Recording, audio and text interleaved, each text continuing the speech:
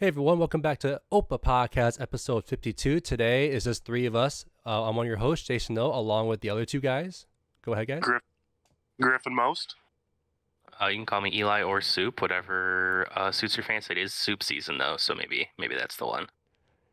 And we're back again. Laurence and Wyatt are out, but today we have a jam-packed podcast for you guys. So again, like we said, we took a break last week for the bye, so we're back fully recharged, except for Griffin. He's pretty tired. He just came back from New York.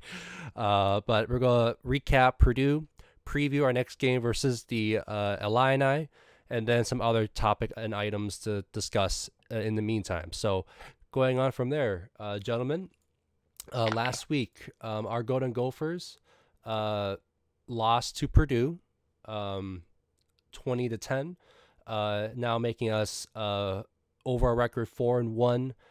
Fourth in the Big Ten West at 1-1. In front of us is tied for first, which is the Illini, Purdue, and surprisingly Nebraska. And then under us is at 1-2, tied for last is Wisconsin, Iowa, and Northwestern. But yeah, getting into it, initial reactions from the game. I know we're pretty much a little over a week out from watching this game, so I'll mention mine. It broke me as a fan. Like, it was so bad that I had to take a week off from football in general. Like, I even skipped Thursday night football, Sunday and Monday football after the Saturday game, except for the Vikings. But other than that, I was like, I don't want to touch anything football. I just need to get all that stress out. The cardiac kids. Like, the Vikings made it worse. Don't get me wrong. They almost lost to the Saints the week prior, and I had to take a step away after that game. Like, that's how stressed out and pissed off I was and mad. How about you guys? I mean, for me, it's this game was easily winnable even without Muhammad Ibrahim, and it really just came down to some big mistakes offensively. Just the fundamentals, catching footballs that are thrown to you. That hit you between the numbers. Yes, that hit you between the numbers. You have kicks that need to go through the uprights from very short distances sometimes. Like, let's get those, and right there's 10 points, and it's a 20-20 game. And it's not to discount Purdue by any means, because their two losses were in the final minute of both games. They could easily be a 5-0 team if everything goes their way. But this game ultimately came down to the Gophers' mistakes, and I think 2 weeks is more than enough time to do some catching drills and some kicking drills.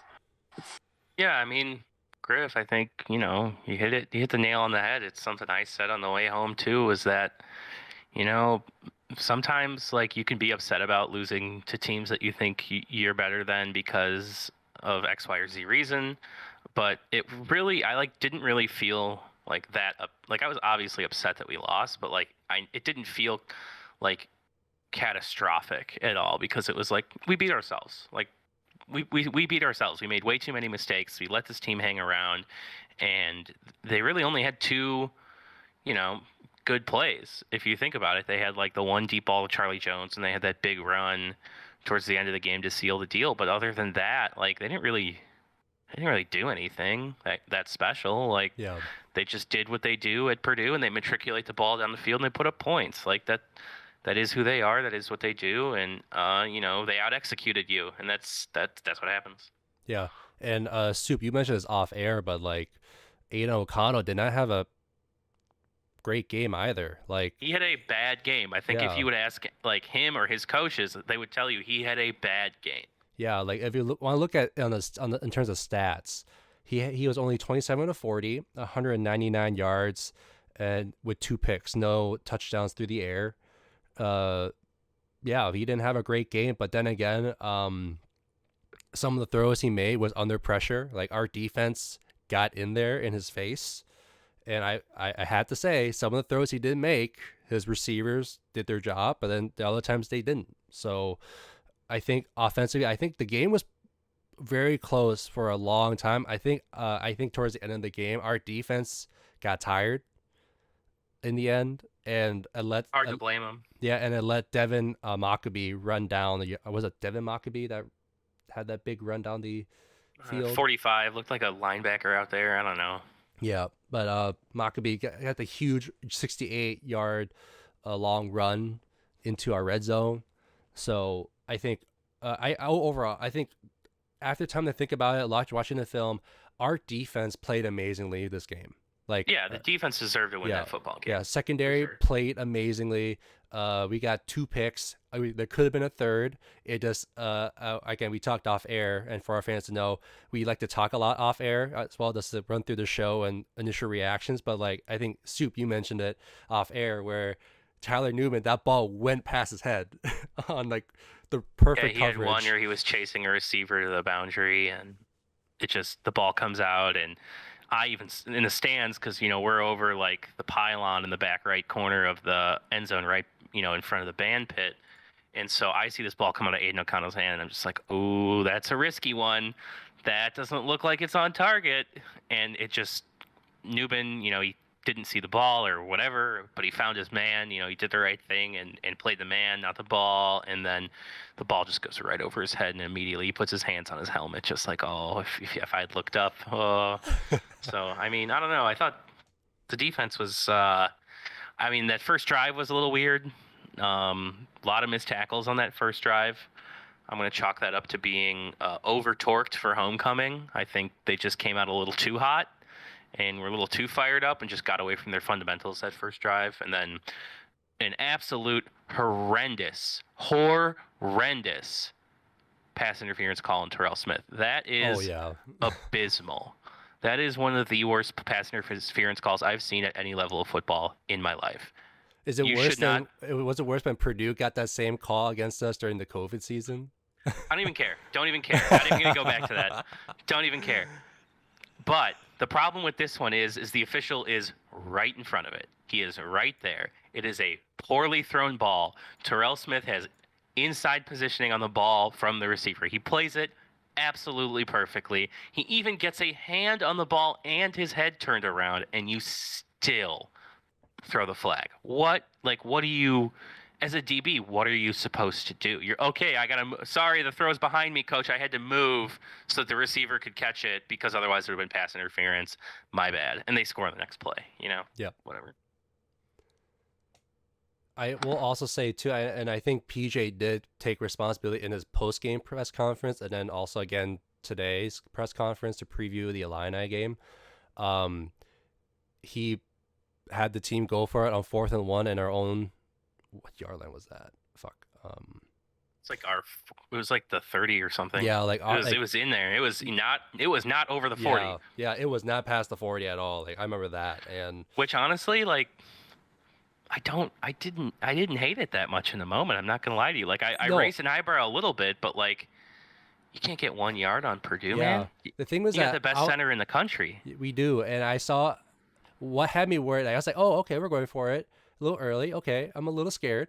And then I was like, wait a minute, why is Cole Kramer out of the shotgun a few yards back? And then obviously, I don't know why. I can't believe they didn't just run the QB sneak. They ran on the goal line. I wasn't, for some reason, throughout this entire game, I don't, like, again, Mo was out. It was a game time decision.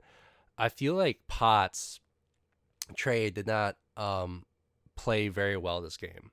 I feel like Bryce had a better game. I know, like, in terms of total rushing offense, we only had 26 carries for 47 yards. But other than that, I feel like Bryce had a better game overall. And again, off air, Soup, you mentioned, was really good in pass protection when he had to be put in that spot. So I don't know. I felt like Trey didn't have a great. I think Trey was in that play with Kramer. I just don't know. Like, I don't know. For Trey, I think Trey's a much more like east-west. He's always fishing for the big play. It kind of back because he's got that top end speed. He likes to try and get out to the sideline and get upfield. Whereas Bryce is a much more decisive, take what's in front of you, north-south runner. And I think that's also probably what played into that decision a little bit, to just get him out snapping him. And then towards the end of the game, once you kind of have to start throwing the ball because you're down 2 scores, that Bryce is going to just see more time because he's the better pass protector. So I don't know. if I would read into it much more than that, really. Yep. Anything from you, Griffin, from this game?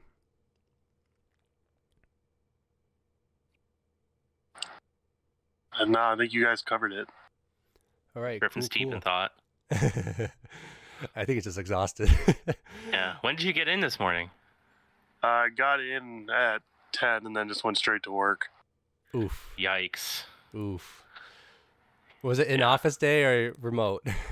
It was in office. Oh boy. Oh boy. You're better than most of us, good sir. Took the train from MSP to Target Center. All right. Hashtag grind. The grind. All right. So moving on, boys. We are now back from bye. We had a bye week last week. So this going into this week, we are going to be playing against the Illini. This is right now week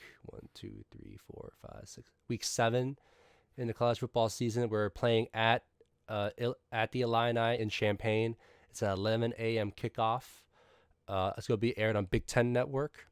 And the Illini right now are ranked 24th in the country, actually.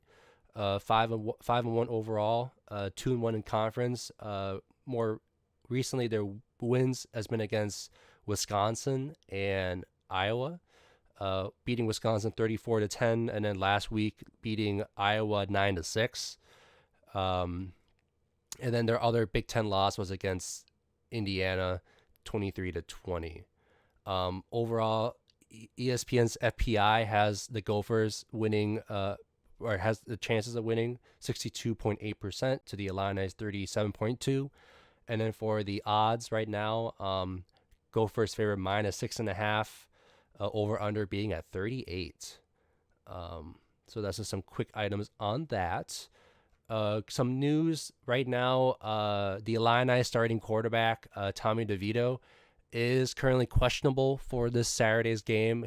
I think he left the last game with an ankle injury. And Art Sikowski of former Rutgers fame, he was the 4-star quarterback that went to Rutgers, went to the same school as Zach Annexstead and Daniel Falele at IMG Academy, is also at Illinois.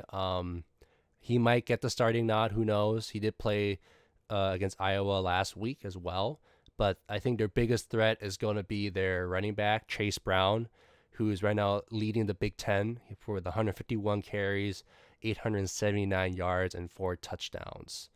And he leads the country in yards after contact. Yep, that too. So going on from there, what thoughts or stats you guys have for this game? For this game, I really love how both teams are very similar in their aspects of they both have defenses that don't give up more than 10 points per game. They can score. Both teams score on average more than 25 points a game. And you both got a stud running back. Two, they are easily top 10 in the country.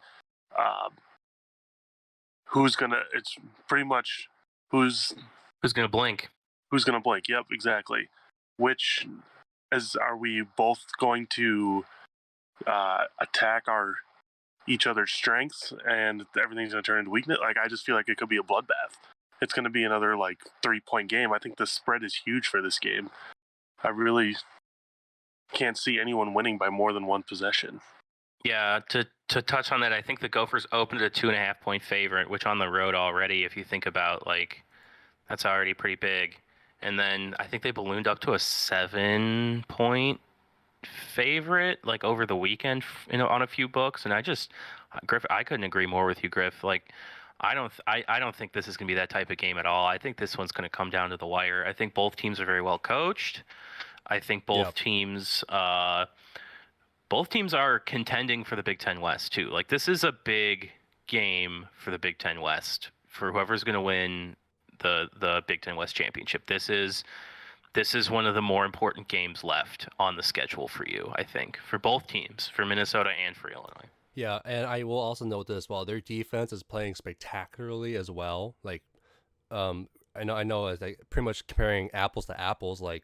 The Illini has a great defense this year.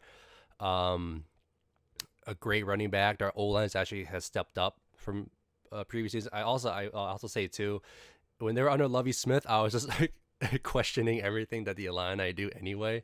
But these are the same guys. Like Yeah, these aren't same new guys. players. Yeah, same guys, long time experience. They've been playing together for a while, and I think whatever Brett Bielema is like coaching on these guys as well is Yeah. working out very, very well for this Illini squad. So I Yeah, also early see a front close runner for game. Big Ten Coach of the Year. Early front runner for Big Ten Coach of the Year. So. Yeah, for sure.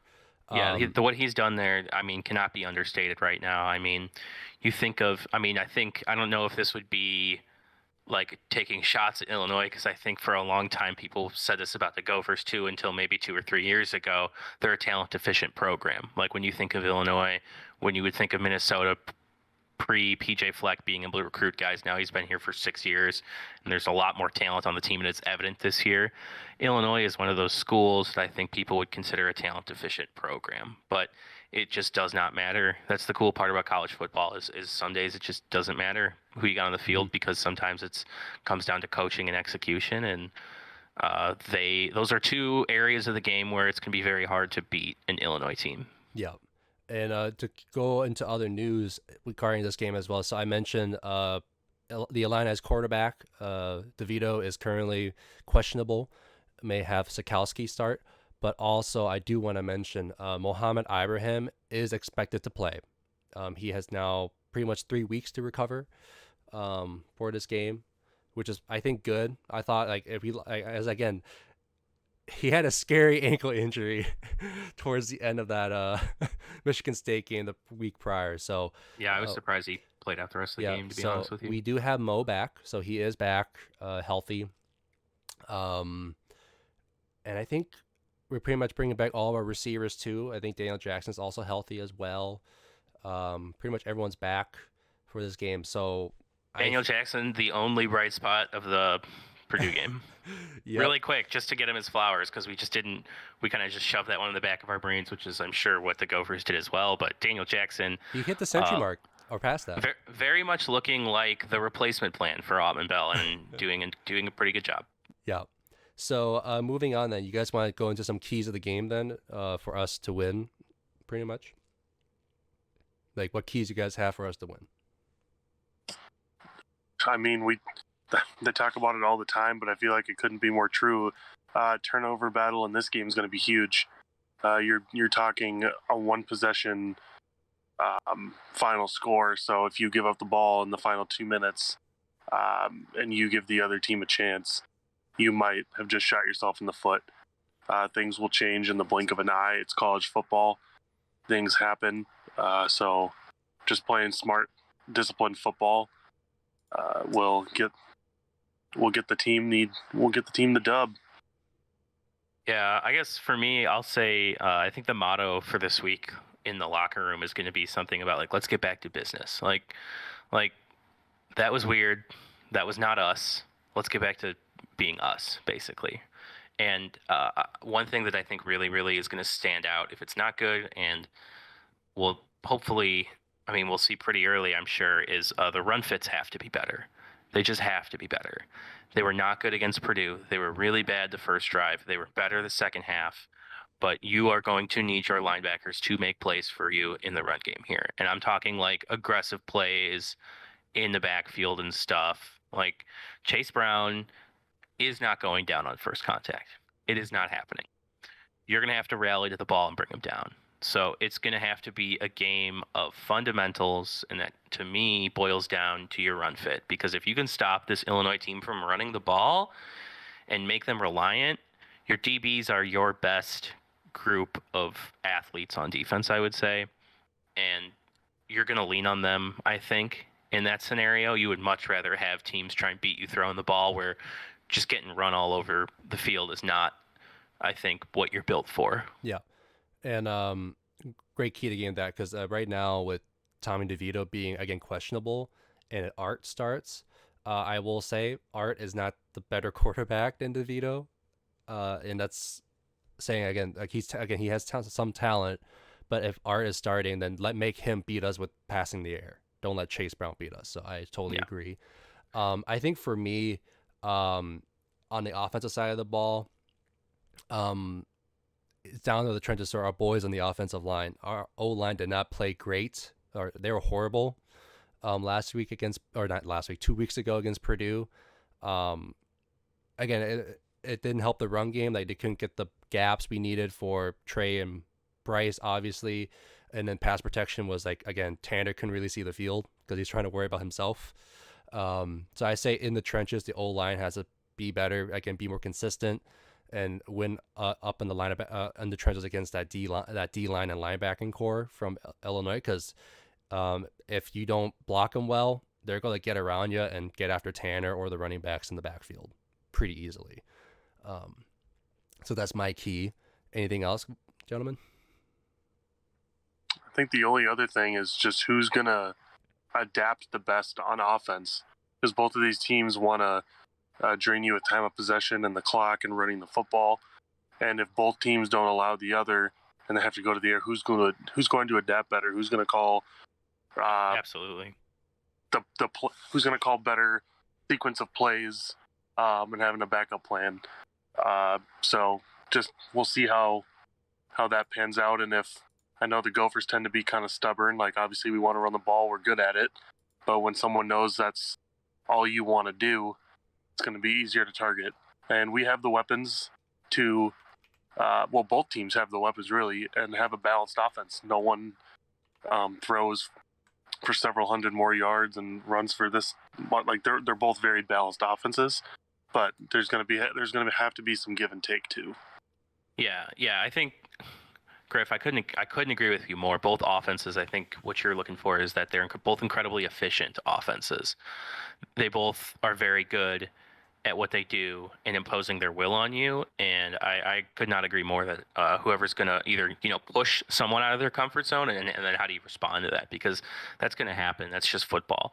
And whichever team adapts to that is, I think, going to win. But one thing I also just want to keep harping on is, I mentioned run fits, but specifically fundamental tackling has been not great this year. I have seen way too many tackles missed this year of guys putting their eyes down and looking at grass and just whiffing and like throwing shoulder tackles, not wrapping up. To me, it's mainly the guys who are trying to tackle with their eyes down. Can't have that. Cannot do that this week. You can't do it, because if you do, that's 10, 15 yards behind you. Like it's just the way that guy runs. So you have to stand him up and wrap up. Like I think what would be really interesting this week would be to preach something about, like, if you're the first guy, don't count on making the tackle, but you gotta slow him down, stand him up, right? Like just grab on and let everybody else rally to the football. So I don't know. That's the tackling and the run fit. They both need to be better on defense. Yeah, I really like that point of don't expect to be the one to make the tackle on the first try. I really, really hate that we're talking about this right now as the game that just happened on Sunday, Soup.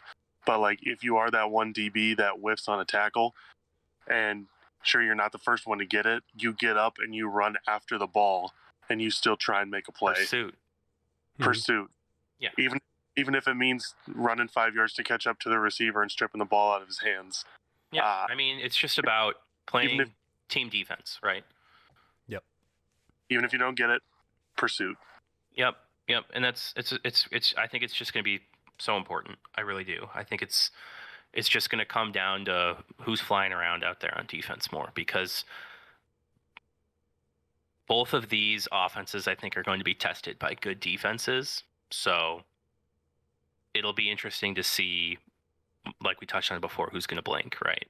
And Griff, I think, said it best when he said, how do you respond once you get knocked out of what you want to do? So.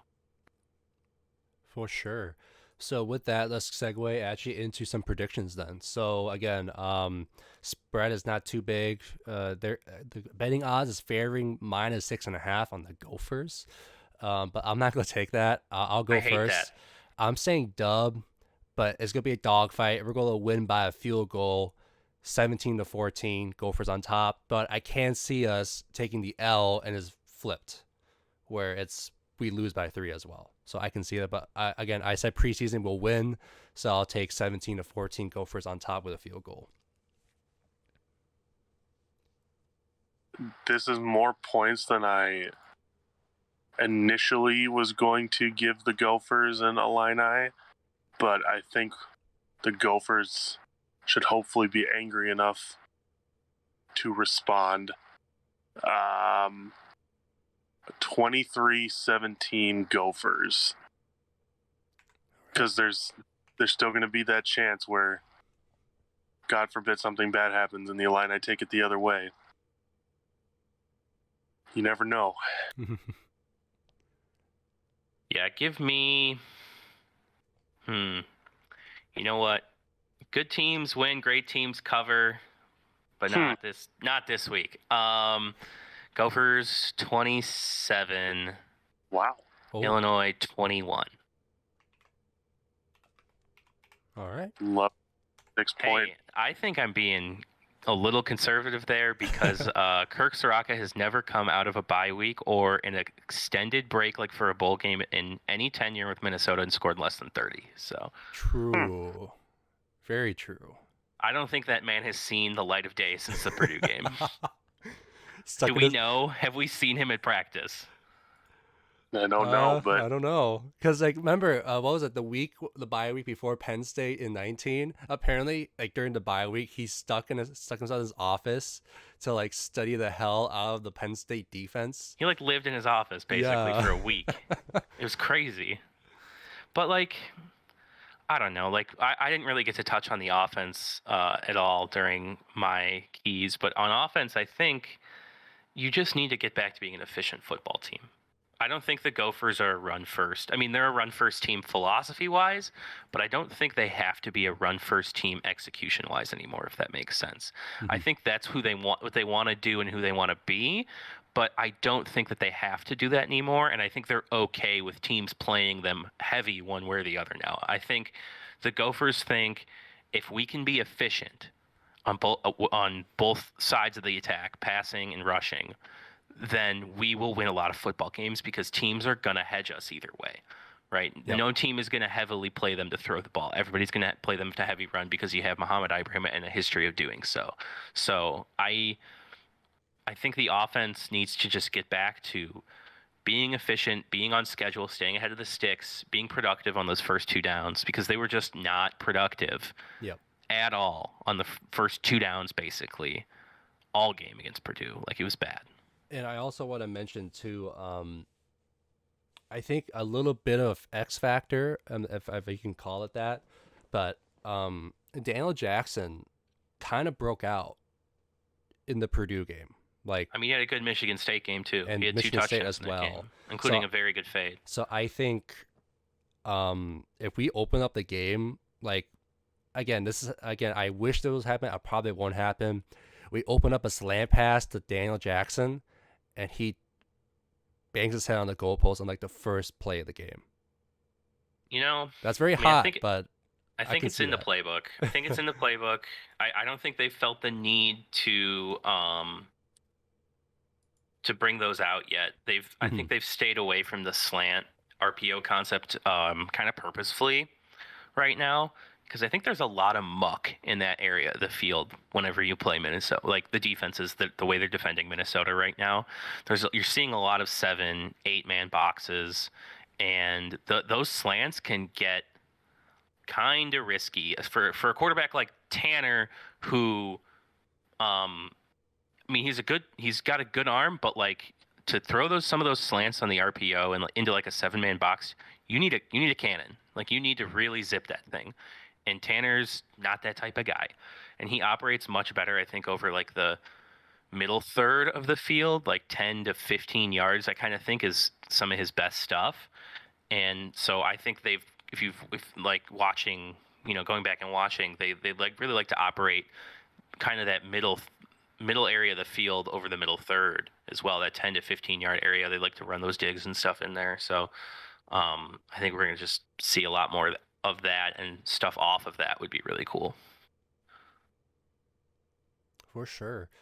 Anything else for this game before we move on? All right. So everyone, we'll see you guys next. Well, we're moving on, but we'll see you guys for the Illini. If you're going to champagne and watch the Atlanta game. Have fun, have a blast. If not, again, you can watch it on Big Ten Network for that broadcast. So moving on. So some news between the when we went on by gentlemen. So Paul Chryst from Wisconsin got fired after getting their asses whooped by Brett Bielema's squad. Again, 34-10 that weekend.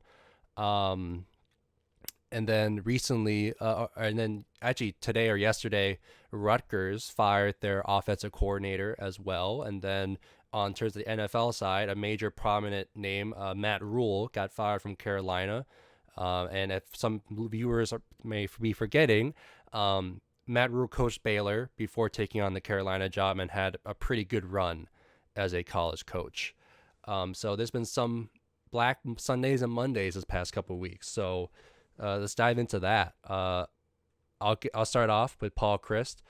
I was not expecting that. Honestly, I was like, wait a minute, this is pretty early in the season, and right now with him fired, the interim coach is going to be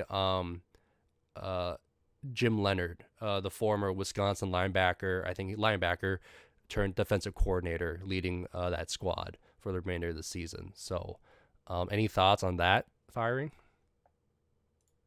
I personally think it's a complete overreaction. You're talking about Bielema. Sure, he just absolutely destroyed Wisconsin, but that man used to coach that team. He knows all the ins and outs, I think, of that program. And he wanted that game, right? Like, that's a grudge match. Exactly.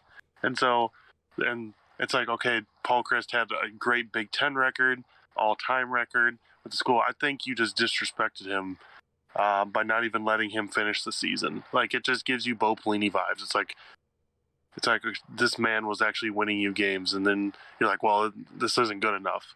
It's like, well, he was good. He's good enough to finish the season, and then you reevaluate. But I don't think it's good for the team, and just going to send Wisconsin down a bigger hole. Who's their star running back? Braylon Allen, is that his name? Yeah. He went off on the Wisconsin athletic department. Yeah, the tweets were hot. Yeah, the tweets were very hot from him and some of the current players on that roster. And I was like, whoo. And I agree with Griffin. I was getting Bo Pelini vibes and everything, that juju. So since we're on this, because this was my question, because I've been waiting to ask you and Griff about this. All right. Right? Did Wisconsin Bo Pelini themselves? Right? Is that what just happened? Now, what do you think Bo Pelini's record at Nebraska was before he got fired? He was there for 8 years, the same amount of time that Chryst has been at Wisconsin. Wasn't it like 60? No, was he his overall record or his loss? His overall record. His overall record. It's like 64 and something, 20? 60 something over 20 something? Yeah, you're both on it. 67 and 27 in 8 years. That's a 713 win percentage. So, 67-27. What do you think Paul Chryst over 8 years of Wisconsin is? Probably plus or minus 2 on both of those. 67 and 26. So one different. One less loss than Bo Pelini. Otherwise, it is the exact same record. Yeah. And I wasn't a fan of college football when Bo Pelini got fired, but did their athletic director make a similar argument? Like, we're here to win championships, not be... Oh, the exact same argument. Okay. Yeah, they were like 9-7 every year, and they just weren't content with that, I guess. I don't know. Okay. Because the point is you want to be a program like that is 9-7 every year, contends for your division title every year, goes to Indianapolis once every 3 years, you want to be that program, and then 1 year you have a really good year, right? And then all of a sudden you're now you're up a level. Now you're playing in those championships like you're talking about, or now, with the 12-team playoff coming up, completely different, right? You have one good year as a top 12 team, anything can happen, So I just think it's very interesting that Bo Pelini, Paul Chryst, 1 game different records. Otherwise, the exact same tenure. I'm interested to see how it plays out, but I do not feel bad at all. Oh, true. I don't feel bad at all for Wisconsin because again, they're our rivals, and I want to kick their asses every year in any sport, football, volleyball, hockey, all that shit. But I was like, damn, already, all right. No, yeah. I mean, it's reactionary. Like Yeah, Griff said, it's completely reactionary. Um, I just don't understand it. Like, it just doesn't make any. I mean, he was when he was at Wisconsin, 10-3, 11-3, 13-1, 8-5, 10-4, 4-3 during the COVID year. That's like that doesn't count. 9-4, and 2-3 this year. Like what? Like what are we doing? Like yeah. But we'll see what happens. But that opening is vacant for Wisconsin, um, which then gets me to actually Matt Rule. Soup, you and I touched on this off air for a little bit. With Matt Rule now in the picture for a new coaching opportunity because he got fired, do you think he steps into the Big Ten, you guys? well, Matt Rule is making like 840K a month for like the next 4 years. So I don't know if he's like worried about getting back anytime soon. Maybe he pulls the Mike McCarthy and like goes into the lab for a year and then comes out into college. That's possible, yeah. Because I don't know, like I feel like these coaches, like when they fail out of the NFL like this, like I feel like we forget about the human side for a minute, that like this is the pinnacle of like people's careers and their dreams for their careers, and then you get there and you're just not good enough. Like that has to Yeah. really suck. And like, yeah, they make a lot of money, but like we're all human, and that is a high stress environment, and that has to suck to reach the pinnacle of your profession and to just not be able to hang. Like Yeah, what that was it? sounds horrible. Nick Saban didn't pan out with the Dolphins when he was Yeah. there. Urban Meyer with the Jags, but then again, that's Urban Meyer's shit that Urban went down. Meyer's probably Different shit, different storm. story. Yeah. Other stuff going on there.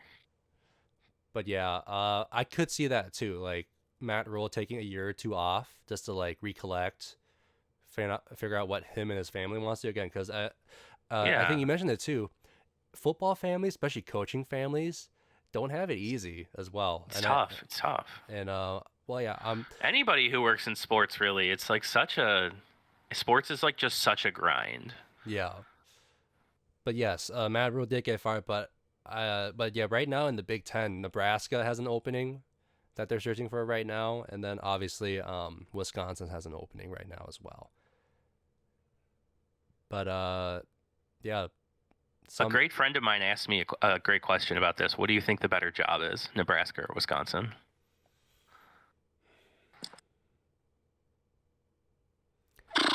I don't like my answer, but it is true. I think Wisconsin is the better job. I don't agree. Okay, well, Yeah, you I think it's Nebraska's better? Yeah. Oh, Yeah. Nebraska's been worse for longer true. currently, and they're still like crazy donors. Their NIL is insane. Like their NIL compared to Wisconsin's, I think is what makes True. a huge difference there. I think the money in Nebraska is Yeah. is bountiful. True. I will say that Nebraska does have a lot of money, but the reason I said Wisconsin is that right now, if they want to win now, they have a talented running back, they have a decent offensive line, and actually some good pieces on defense already. Again, they're still young, need some work up to do, but I think if you want to win now, I think Wisconsin has a chance. But again, from what I'm seeing, I'd say Wisconsin has the better chance. But I don't know. Yeah. We'll see how things shake out in the coming years. I think Nebraska, like you'll recruit better, you'll have more NIL money. It's a school with a greater legacy following wise. Like I don't know what it is about. I'm the last person to want to say Nebraska's the better job. Trust me, but I think it's I think it's a very interesting question. What about you, Griff? I would say probably I really wanted to say Wisconsin, and I think I agree with Soup just because Nebraska is, if you're a coach looking for a quick buck, I think you can lock in a long-term contract and finesse hella money from them, but also they have just the support and donors that I guess I don't know what like kind of booster money they bring in for both, but you know you have a loyal fan base in Nebraska that is willing to support you, and I think that makes it easier. And not only that, but you have just the history at Nebraska. So I'd probably say I'd agree with Soup and say Nebraska, probably the more attractive place. And I mean, you can also kind of just start building. I feel like Scott Frost never built anything.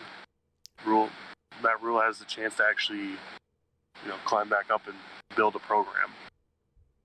Yeah, it's going to be so easy to recruit. Like, it's not going to be hard to recruit. So. Yep, for sure. Outside of that, any other topics you guys want to touch on? Anything else from college football or NFL? Who's playing Thursday night football? Who's playing tonight for Monday night? Bears Commanders, baby. Oh boy. Hey. Wait, easy there. Wait, tonight? No, Thursday. Oh, sorry. You said Thursday. Sorry, my bad. I meant tonight. Tonight is Chiefs and Raiders. Now I see it. Yeah. I mean, but Bears got a short week. Bro, the Raiders are 0-4. Come on, stop. I thought the Raiders got a win. Am I wrong? Wait, what? Are they 0-4? Are they an 0-4? Oh, maybe. No, they're 1-3. Okay, whatever. But yeah, and then Thursday, Bears and Commanders. Yep. I still hate that name. I like the other name better. Washington Football Team. Yeah, they should have just stuck with that. Honestly, that was so funny and so great. Like, and how popular are all of the soccer teams in Europe that's just their team name? That's their name. Like, nobody cares, dude. You're not that cool. But Dan Snyder had to be Dan Snyder doing Dan Snyder things. It could have been the Obamas. Or like football team McFootball face. True. But other than that, you guys want to end it here tonight? What'd you say? You cut. Oh, sorry. You want to end it here tonight? I think so, yeah. Griff, I'm surprised is still upright, to be honest with you. Oh, he's laying on the floor. But, well, everyone, thank you so much for listening and watching today's podcast. Again, today we were recapping the Purdue game from 2 weeks ago and previewing the Illini game. This is Saturday. So again, we'll see you guys next time. Have a great week, great weekend, and we'll see you guys next week for recapping the Illini game and previewing against Penn State. That's gonna be an amazing. I feel like it's gonna be a fun podcast to do as well. Primetime game as well. But we'll see you guys next time. And I'm one of your hosts, Jason O, along with Griffin Most. Soup season. And we'll see you guys next time. And